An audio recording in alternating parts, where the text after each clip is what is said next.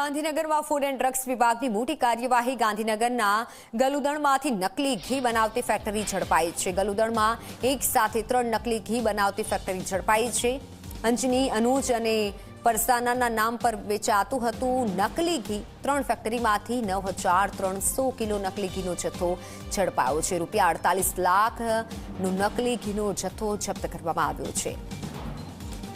અક્ષિલ ડેરીમાંથી પણ નકલી માવાનો જથ્થો જપ્ત કરાયો છે. 2 થી 2.5 કિલો નકલી માવાનો જથ્થો જપ્ત કરાયો. બ્રાન્ડેડ કંપનીના નામે બનાવતા હતા નકલી ઘી. પોલીસ ફૂડ એન્ડ ડ્રગ્સ વિભાગની આ મોટી કાર્યવાહી.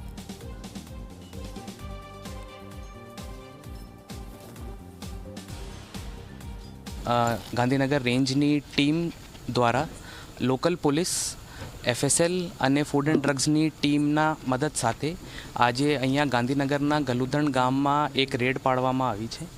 આ રેડમાં કુલ મળીને 3 યુનિટ જેમાં ગેરકાયદેસર ઘી બનતું હતું, અહીંયા જેનો બ્રાન્ડ નેમ અંજની, અનુજ અને બરસાના છે, અહીંયા રેડ પાડવામાં આવી છે. કુલ મળીને ટીમને 9,300 કિલો જેટલો ઘીનો જથ્થો જપ્ત કર્યું છે, જેની કુલ કિંમત 48 લાખ રૂપિયા છે. એના સાથે સાથે એક માવા બનાવવાની યુનિટમાં પણ રેડ પાડવામાં આવી છે, જ્યાંથી કુલ મળીને 2 થી 2,500 કિલો માવો જપ્ત કરવામાં આવ્યું છે અને જેની કુલ કિંમત 3 લાખ રૂપિયા છે. અત્યારે સેમ્પલિંગનો બધું પ્રોસેસ જારી છે.